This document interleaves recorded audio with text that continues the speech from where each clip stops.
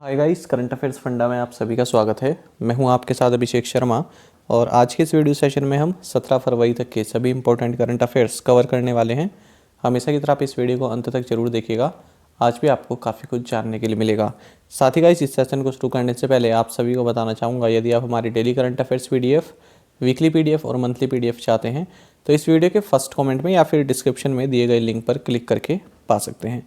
साथ ही आप Google play store से करंट अफेयर्स फंडा ऐप को भी इंस्टॉल कर लीजिए, क्योंकि जो भी हमारा PDF मटेरियल है जिसमें हम आपको करंट अफेयर्स के साथ साथ स्ट्रैटेजी के भी प्रोवाइड कराते हैं, ये सभी मटेरियल आपको हमारी इस करंट अफेयर्स फंडा ऐप पर ही अवेलेबल हो पाएगा। तो ये सभी कंटेंट है जो हम आपको प्रोवाइड कराते हैं। यदि आप हमारा PDF कोर्स बाय करना चाहते हैं तो उसका लिंक आपको इस वीडियो के फर्स्ट कमेंट में मिल जाएगा। और कोई भी अगर आपका डाउट हमारे PDF कोर्स से संबंधित तो आप हमें कमेंट बॉक्स में ज़रूर लिखिएगा। तो चलिए फिर करते हैं शुरुआत इस वीडियो सेशन की। सबसे पहले 16 फरवरी को पढ़े गए करंट अफेयर्स क्विकली रिवाइज कर लेते हैं। मेदाराम जतारा फेस्टिवल ये तेलंगाना में सेलिब्रेट किया जाता है। इंडिया का first biomass based hydrogen plant ये मध्य प्रदेश में सेटअप किया जाएगा। संजय मल्होत्रा ये department of financial services ministry of finance में सेक्रेटरी अपॉइंट किए गए हैं। मिनिस्ट्री ऑफ कल्चर ने एक ग्लोबल समिट ऑर्गेनाइज की है, किस विषय पर? रिमेजिनिंग म्यूजियम्स इन इंडिया। और कहाँ पर? हैदराबाद में इसको ऑर्गेनाइज किया गया। 2,50,000 करोड़ रुपए ये वॉलेंट्री रिटेंशन रूट लिमिट रहेगी फॉरेन पोर्टफोलियो इन्वेस्टर्स के लिए। वर्ल्ड सस्टेनेबल डेवलपमेंट समिट ये हर साल टेरी द्वारा मनाया जाता है, यानी कि the energy and resources institute द्वारा मनाया जाता है। आपको जानना चाहिए, गवर्नमेंट ऑफ इंडिया ने ऑस्ट्रेलिया और सिंगापुर के साथ एक पार्टनरशिप की है, जिसके तहत ये मैरीन पोल्यूशन पर कार्य करेंगे, फोकस करेंगे। आपको जानना चाहिए, यूनियन गवर्नमेंट ने सेबी में एक ड्राफ्ट रेड हेरिंग प्रोस्पेक्टस यानी कि DRHT इसको फाइल किया है, और जिसमें इस बात का उल्लेख दिया गया है कि सेंट्रल गवर्नमेंट जो कि लाइफ इंश्योरेंस कॉर्पोरेशन की 100% ओनर है, ये 5% अपने शेयर्स सेल करेगी। अर्थ ऑब्जर्वेशन सैटेलाइट EOS-04 इसको हाल ही में इसरो द्वारा polar satellite launch vehicle PSLV C-52 द्वारा लॉन्च किया गया। सागरिका घोष ने एक पुस्तक लिखी है जिसका नाम है अटल बिहारी वाजपेयी। रेजरपे ने मलेशियन फिनटेक स्टार्टअप कोरलेक इसमें मेजॉरिटी स्टेक एक्वायर किए हैं। और पैसा बाजार इसने RBL बैंक के साथ टाई अप करके क्रेडिट कार्ड ऑफर किए। चलिए अब देखते हैं 17 फरवरी तक के सभी important current affairs. What is the real name of Indian singer, composer, politician and record producer Bappi Lahiri who passed away recently? तो क्वेश्चन में पूछा गया है कि जो भारतीय सिंगर रहे, कंपोजर रहे, पॉलिटिशियन भी रहे हैं और रिकॉर्ड प्रोड्यूसर रहे हैं बप्पी लहरी, इनका हाल ही में निधन हो गया है, तो इनका वास्तविक नाम क्या है, इनका रियल नेम क्या है? ऑप्शंस आपके सामने हैं और सही आंसर ऑप्शन D है, यानी कि आलोकेश लहिरी, ये इनका रियल नाम है। जानेंगे इस न्यूज़ के बारे में। देखिए, आलोकेश लहिरी 27 नवंबर 1952 को इनका जन्म हुआ, 27 नवंबर 1952। और बप्पी लहरी के नाम से हम सभी इनको जानते हैं। इंडियन सिंगर हैं, कंपोजर हैं, पॉलिटिशियन भी रहे और रिकॉर्ड प्रोड्यूसर भी ये रह चुके हैं। और जो डिस्को वाले सॉन्ग जो बॉलीवुड में स्टार्ट हुए, तो उसमें इनका काफ़ी कंट्रीब्यूशन रहा। इन्हीं के द्वारा ये सब शुरू किया गया था, जो डिस्को टाइप सॉन्ग होते हैं। आपको जानना चाहिए, साल 2014 में इन्होंने BJP भी ज्वाइन की थी और लोकसभा कॉन्स्टिट्यूंसी इनकी रही श्रीरामपुर। BJP के कैंडिडेट ही यहाँ से थे 2014 में वेस्ट बंगाल से, और इलेक्शन लड़ा इन्होंने और हार गए थे। और आपको जानना चाहिए कि 15 फरवरी 2022 को 69 की एज में लंग इन्फेक्शन के कारण इनका निधन हो गया। मारू महोत्सव is celebrated in which state? तो क्वेश्चन में पूछा जा रहा है कि मारू महोत्सव ये किस राज्य में मनाया जाता है? ऑप्शंस आपके सामने हैं। सही आंसर ऑप्शन B है, राजस्थान। तो मारू महोत्सव राजस्थान में मनाया जाता है और इसको जैसलमेर डेजर्ट फेस्टिवल भी कहते हैं। कहाँ पर मनाया जाता है? पोखरन में। आपको जानना चाहिए, पोखरन ये जैसलमेर डिस्ट्रिक्ट में ही आता है। अच्छा, अगर हम राजस्थान के अदर फेमस फेस्टिवल्स की बात करें तो आपको जानना चाहिए, पुष्कर कैमल फेस्टिवल काफ़ी फेमस है, आप सभी ने नाम सुना होगा। कोलायत फेयर है यहाँ पर, चंद्रभागा फेयर, बूंदी उत्सव ये भी काफ़ी फेमस है, मत्स्य फेस्टिवल और कबीर यात्रा ये सभी राजस्थान से संबंधित हैं, याद रखिएगा। India will hold the presidency of the G20 from which date. तो भारत जो G20 समिट की जो प्रेसिडेंसी करेगा, जो इसकी अध्यक्षता करेगा, वो किस डेट से करेगा ये आपको बताना है। ऑप्शन आपके सामने है, सही आंसर ऑप्शन डी है। तो भारत 1 दिसंबर 2022 से G20 की प्रेसिडेंसी होल्ड करेगा। तो देखिए यूनियन कैबिनेट जिसकी अध्यक्षता प्राइम मिनिस्टर नरेंद्र मोदी ने की है, तो इन्होंने G20 सेक्रेटेरिएट और इसका रिपोर्टिंग स्ट्रक्चर सेटअप करने के लिए अप्रूवल दे दिया है। आपको जानना चाहिए कि भारत G20 की प्रेसिडेंसी एज्यूम करेगा 1 दिसंबर 2022 से, और ये प्रेसिडेंसी इसके पास 30 नवंबर 2023 तक रहने वाली है। आप सभी को जानना चाहिए G20 एक प्रीमियर फोरम है जिसके तहत इंटरनेशनल इकोनॉमिक कोऑपरेशन को बढ़ावा दिया जाता है। साल 2022 की बात करें तो इंडोनेशिया के पास अभी इसकी अध्यक्षता है G20 की। देख सकते हैं G20 प्रेसिडेंसी ऑफ इंडोनेशिया, और क्या मोटो है, रिकवर टुगेदर रिकवर स्ट्रोंगर, ये इसका थीम है। किस मंत्रालय ने सीड नामक योजना शुरू की है? Which ministry launched a scheme called seed? Options आपके सामने हैं और सही आंसर ऑप्शन डी है। सो ministry of social justice and empowerment इसने सीड नाम की एक योजना की शुरुआत की है, जानेंगे इसके बारे में। तो देखिए ministry of social justice and empowerment, doctor Virendra Kumar, इन्होंने सीड स्कीम लॉन्च की है। इसकी फुल फॉर्म अगर हम देखें तो यह है scheme for economic empowerment of DNTs। DNT का मतलब क्या होता है ये देखेंगे। DNT का मतलब होता है डी नोटिफाइड ट्राइब्स। देखिए डी नोटिफाइड ट्राइब्स के बारे में यदि आप PCS टाइप के एग्जाम की तैयारी कर रहे हैं तो वहाँ पर पूछ लिया जाता है, 2 बार पूछा भी गया है क्वेश्चन। तो डी नोटिफाइड ट्राइब्स कम्युनिटीज़ जो है काफ़ी नेगलेक्टेड ट्राइब होती हैं, मार्जिनलाइज्ड होती हैं और इकोनॉमिकली और सोशली डिप्राइव्ड कम्युनिटीज़ होती हैं। ज़्यादा आप देखेंगे नहीं कि जो जैसे हम लोग एक दूसरे के आना जाना ये सब करते हैं, सोशल होते हैं, तो सोशली काफ़ी नेगलेक्टेड ट्राइब्स हैं ये। और इनके पास अपना कोई प्राइवेट लैंड भी नहीं होता, होम की ओनरशिप नहीं होती, जो कागज़ वगैरह हो जाते हैं, कागजात होते हैं, है ना, लीगल जो सर्टिफिकेट्स होते हैं वो भी इनके पास नहीं होते हैं, और केवल फॉरेस्ट में रहते हैं। और ग्रेजिंग लैंड्स इनके जो है लाइवलीहुड, जीवन यापन करने की जो है चारा होता है। बाकी आपको जानना चाहिए कि जो सीड स्कीम है इसके 4 कंपोनेंट हैं। एक तो ये है कि जो ये डी नोटिफाइड ट्राइब्स होते हैं इनको एजुकेशनल एम्पावरमेंट दिया जाए, यानी कि जो स्टूडेंट्स आते हैं इस कम्युनिटी से उनको फ्री कोचिंग प्रोवाइड कराई जाए सिविल सर्विसेज के लिए और मेडिसिन, इंजीनियरिंग, MBA इनमें दाखिला लेने के लिए। बाकी इनको हेल्थ इंश्योरेंस दिया जाए जो PMJY जो योजना है इसके तहत, और इनको जो है इनकम जनरेशन के लिए इनके जो है रोजगार की व्यवस्था की जाए, और इनको हाउस भी प्रोवाइड किए जाएं। जो प्रधानमंत्री आवास योजना है इसके तहत इनको आवास भी प्रोवाइड कराए जाएं। तो यह है सीड स्कीम। और हाल ही में हमने एक और देखा कि ministry of social justice and empowerment ने स्माइल स्कीम भी लॉन्च की है। तो दोनों आप याद रखेंगे, स्माइल और seed. Who has been appointed as the new chairman of central board of secondary education?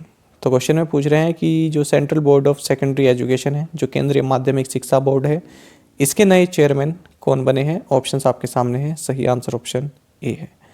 सो विनीत जोशी ये अब CBSE के नए चेयरमैन होंगे। और आपको बता दें Vineet Joshi department of higher education में एडिशनल सेक्रेटरी हैं, और अब इनको नया चेयरमैन CBSE का बनाया गया है। ये मनोज आहूजा को रिप्लेस करेंगे। वर्ष 2020-21 का बिजनेस स्टैंडर्ड बैंकर कौन है? Who is the business standard banker of the year 2020-21? तो सही आंसर ऑप्शन सी है। सो संदीप बख्शी इनको बिजनेस स्टैंडर्ड बैंकर 2020-21 चुना गया है, जानेंगे इस बारे में। तो देखिए संदीप बख्शी आप सभी जानते हैं कि ICICI बैंक के MD एंड CEO हैं। इनको business standard banker of the year 2021 जो है दिया गया है, क्योंकि इन्होंने ICICI बैंक में काफ़ी सुधार लाए हैं और उसका जो पूरा कायाकल्प किया है। कई सारी स्कीम्स इन्होंने लॉन्च की हैं बैंक की ओर से, कई सारे प्रोग्राम, एप्स, प्लेटफॉर्म आपने पढ़े भी होंगे। देखिए पिछले 2-3 साल में कि ICICI बैंक ने कई चीज़ों में जो है अग्रणी रहा है। Which of the following has become the first Indian consumer goods company to become completely plastic waste neutral? तो क्वेश्चन में पूछ रहे हैं कि first Indian consumer goods company का नाम बताइए जो पूरी तरह से प्लास्टिक वेस्ट न्यूट्रल बन गई है। तो इस तरह की कंपनी का आपको नाम बताना है जो पूरी तरह से प्लास्टिक वेस्ट न्यूट्रल बन गई है। ऑप्शंस आपके सामने हैं और सही आंसर ऑप्शन ए है, डाबर इंडिया। तो देखिए, डाबर इंडिया आप सभी जानते हैं largest science based Ayurveda company है भारत में, और ये पूरी तरह से plastic waste neutral company Bharat में बन गई है। इसने लगभग 27,000 मैट्रिक टन्स जो पोस्ट कंज्यूमर प्लास्टिक वेस्ट है उसको कलेक्ट किया है, प्रोसेस्ड किया है और रिसाइकल किया है 2021-22 के फाइनेंशियल ईयर में। और इसी के साथ ये फर्स्ट कंज्यूमर गुड्स कंपनी बन गई है भारत में जो कि प्लास्टिक वेस्ट न्यूट्रल कंपनी बनी है। अंतर्राष्ट्रीय बाल कैंसर दिवस किस दिन मनाया जाता है? International childhood cancer day on which day? सही आंसर ऑप्शन सी है। सो अंतर्राष्ट्रीय बाल कैंसर दिवस ये 15 फरवरी को मनाया जाता है। और इस बार जो एक कैंपेन रहा इंटरनेशनल चाइल्डहुड कैंसर डे का जो कैंपेन रहा, उस कैंपेन का थीम है better survival is achievable through your hands. What is India's rank in the US Green Building Council's 2021 Global List for Sustainable Spaces? Options आपके सामने हैं और सही आंसर ऑप्शन बी है। तो देखिए, जो टिकाऊ स्थानों के लिए यूएस ग्रीन बिल्डिंग काउंसिल की 2021 की वैश्विक सूची है, इसमें भारत की रैंक 3rd है। जानेंगे इस बारे में। देखिए, भारत जो है, यदि हम green and sustainable buildings and developments की बात करें तो इसमें भारत की रैंक 3rd है। और ये जो लिस्ट जारी की है ये यूएस ग्रीन बिल्डिंग काउंसिल द्वारा जारी की गई है। हर साल इस लिस्ट को ये जारी करते हैं। तो टॉप 10 कंट्रीज़ में भारत 3rd पोजीशन पर है। और आपको जानना चाहिए LEED इसकी full form, leadership in energy and environmental design. ये आपका कई बार पूछा गया, जो IES का जो पेपर होता है ना उसमें तो पूछा गया था, इस पर LEED पर ही पूरा क्वेश्चन पूछा गया था। तो इनकी फुल फॉर्म भी आपको जाननी चाहिए। अगर हम बात करें इस लिस्ट की तो इसमें चाइना पहले ही पोजीशन पर है। इसने 1077 LEED प्रोजेक्ट्स सर्टिफाइड किए हैं 2021 में। उसके बाद फिर कनाडा है 2nd पोजीशन पर। Which state has the maximum house holds electrified through the solar based stand alone system under सौभाग्य स्कीम? ऑप्शंस आपके सामने हैं और सही आंसर यहाँ पर ऑप्शन बी है।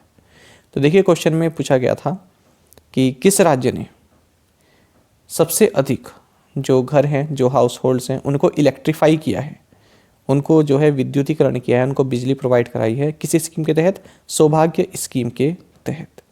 और वो बिजली कैसी है? सोलार बेस्ड सिस्टम से है, यानी कि सौर ऊर्जा से वो बिजली प्रोवाइड कराई है। सही आंसर उसमें राजस्थान है। तो सौभाग्य स्कीम के तहत सबसे ज़्यादा जो सोलर बेस्ड इलेक्ट्रिसिटी प्रोवाइड कराई है वो राजस्थान ने कराई है हाउस होल्ड्स में। और इसमें आपको ये भी जानना चाहिए कि सौभाग्य स्कीम के तहत हिमाचल प्रदेश, सिक्किम और जम्मू एंड कश्मीर यहाँ पर नील बेनिफिशरीज हैं, यानी कोई भी बेनिफिशरी इस स्कीम के तहत इन राज्यों और यूनियन टेरिटरीज में नहीं मिला है। और यदि हम सौभाग्य स्कीम के तहत बात करें तो राजस्थान में 1,23,682 हाउस होल्ड्स ऐसे हैं जिनको solar based stand alone system के थ्रू इलेक्ट्रीफाई किया गया है। दूसरे नंबर पर छत्तीसगढ़ है और तीसरे नंबर पर है Uttar Pradesh. Who has been appointed as chairperson of committee of administrators to run table tennis federation of India? तो क्वेश्चन में पूछा जा रहा है कि table tennis federation of India जो है, तो इसको रन करने के लिए, डे टू डे इसका बिजनेस देखने के लिए जो कमेटी बनाई गई है उसके चेयरपर्सन कौन है या उसकी चेयरपर्सन कौन है? ऑप्शंस आपके सामने हैं। सही आंसर ऑप्शन ए है। सो इसकी चेयरपर्सन बन गई है गीता मित्तल। तो देखिए, जस्टिस गीता मित्तल जो कि Jammu and Kashmir high court की फॉर्मर चीफ जस्टिस भी रह चुकी हैं। तो दिल्ली हाई कोर्ट ने इनको चेयरपर्सन नियुक्त किया है। किसका? कमिटी ऑफ एडमिनिस्ट्रेटर्स का, जिनको ये चार्ज दिया गया है कि आप table tennis federation of India की कमान संभालिए, उनका जो डे टू डे अफेयर्स है उसको देखिए। बाकी आपको जानना चाहिए इस कमेटी में चेतन मित्तल भी होंगे इनके साथ, और SD मुडजिल भी इसमें शामिल रहेंगे। Which of the following has become the first ever country to allow drones in civilian air space?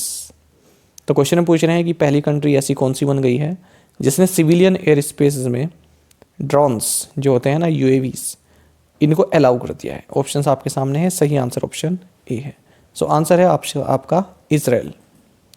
तो देखिए इजराइल पहली कंपनी बन गया है जिसने अनमैन्ड एयरक्राफ्ट व्हीकल्स यानी कि यूएवीज की फुल फॉर्म कई बार पूछी जाती है, अनमैन्ड एयरक्राफ्ट व्हीकल्स या फिर ड्रोन्स, इनको सिविलियन एयर स्पेस में अलाउ कर दिया है। और ये जो सर्टिफिकेशन है ये हर्मेस स्टारलाइनर अनमैन्ड सिस्टम को दिया गया है, किसके द्वारा? इजरायली सिविल एविएशन अथॉरिटी के द्वारा। Indian railways to set up biggest world class wrestling academy in which city. तो भारतीय rail world class wrestling academy किस सिटी में, किस शहर में सेटअप करेगी? ऑप्शंस आपके सामने हैं, सही आंसर ऑप्शन ए है, दिल्ली। तो देखिए इंडियन रेलवे जल्द ही भारत की बिगेस्ट वर्ल्ड क्लास एकेडमी जो कि एक्सक्लूसिवली रेसलर्स के लिए है रेलवेज़ में, तो इस फैसिलिटी को लॉन्च करेगी किशनगंज लोकेलिटी इन दिल्ली में। और 30.76 करोड़ रुपए की लागत इसमें लगने वाली है। केंद्र सरकार ने central government has reduce the agri cess for crude palm oil from 7.5% to what %? Question में पूछा जा रहा है कि जो आपका ये क्रूड पाम ऑयल होता है इसमें सेंट्रल गवर्नमेंट ने जो एग्री सेस है, जो कृषि उपकर है, उसको 7.5% से घटाकर कितना कर दिया है? ऑप्शंस आपके सामने हैं, सही आंसर ऑप्शन सी है, 5%। तो सेंट्रल गवर्नमेंट यानी कि केंद्र सरकार ने क्रूड पाम ऑयल के लिए कृषि उपकर को 7.5% से घटाकर 5% कर दिया है। जानेंगे इस बारे में। तो पहले 7.5% था, अब इसको 5% कर दिया है 12 फरवरी 2022 से। क्या किया है? जो क्रूड पाम ऑयल है उस पर जो एग्री सेस लगता है वो। अच्छा, दो चीज़ें होती हैं, एक तो सेस होता है, एक टैक्स होता है, एक सरचार्ज भी होता है, 3 चीज़ें होती हैं। तो आपको जानना चाहिए तीनों का ही जो टैक्स लगता है ये कंसोलिडेटेड फंड ऑफ इंडिया में जाता है। और अगर हम टैक्स और सरचार्ज की बात करें तो वो जो सेंट्रल गवर्नमेंट कलेक्ट करती है ना, उसको अपनी मर्जी से कहीं पर भी यूज़ कर सकती है। लेकिन जो सेस CESS ये जो सेस कलेक्ट किया जाता है इसको जो है किसी स्पेसिफिक पर्पस के लिए ही यूज किया जा सकता है। तो ये अंतर होता है सेस का, जो है टैक्स और सरचार्ज से जो अंतर है वो यही है कि इसको किसी स्पेसिफिक पर्पस के लिए यूज़ किया जाता है। और दूसरी बात यह है कि जो टैक्स है जो सेंट्रल गवर्नमेंट कलेक्ट करती है उसको स्टेट के साथ भी शेयर करती है। लेकिन अगर हम सरचार्ज की बात करें या फिर सेस की बात करें तो ऐसा जरूरी नहीं है कि स्टेट के साथ भी शेयर किया जाएगा। Which country's Keegan Peterson won the ICC Men's Player of the Month award for January? तो क्वेश्चन में पूछ रहे हैं कि जनवरी 2022 के लिए ICC men's player of the month Keegan Petersen बने हैं। ये किस देश के हैं? सही आंसर ऑप्शन सी है, साउथ अफ्रीका। तो देखिए साउथ अफ्रीका के बैट्समैन है कीगन पीटरसन, इनको जनवरी 2022 के लिए ICC men's player of the month चुना गया है। और यदि हम ICC women's player of the month की बात करें, महिला प्लेयर की अगर हम बात करें तो ये बनी है इंग्लैंड की कैप्टन हीदर नाइट। चलिए अब देखते हैं प्रीवियस असाइनमेंट क्वेश्चंस के आंसर। वर्ल्ड यूनानी day is observed on which day? कब मनाया जाता है वर्ल्ड यूनानी डे? 11 फरवरी को मनाया जाता है। और इस बार जो वर्ल्ड यूनानी डे का जो पूरा इवेंट रहा इसको इस विषय पर मनाया गया है, डाइट एंड न्यूट्रिशन इन यूनानी medicine for good health and wellbeing. Article 44 भारतीय संविधान का जो आर्टिकल 44 है ये किसके बारे में बात करता है? तो यूनिफॉर्म सिविल कोड के बारे में बात करता है। हाल ही में जो चाइनीज़ ऐप्स भारत सरकार द्वारा बैन की गई हैं, तो कितनी बैन की गई है? आंसर है 54। उसके बाद जो IPL ऑक्शन हुआ इस साल का, जो नीलामी हुई है, तो ओवरसीज़ प्लेयर की अगर हम बात करें, जो विदेशी प्लेयर की बात करें, तो सबसे महंगा कौन बिका है? सबसे ज़्यादा बिड किस पर लगी है? तो आंसर है इंग्लैंड के लायम लिविंगस्टोन पर। पंजाब किंग्स द्वारा इनको 11.5 करोड़ रुपए में खरीदा गया है। और लास्ट क्वेश्चन हमने आपसे पूछा था कि India will achieve zero diesel use in agriculture and replace fossil fuel with renewable energy by which year? तो इसका सही जवाब 2024 है। और आप में से कई स्टूडेंट्स ने बिल्कुल सही जवाब दिया है, इसी तरह से आप पार्टिसिपेट करते रहें। चलिए अब हमारे आज के इंग्लिश के शब्द देख लेते हैं।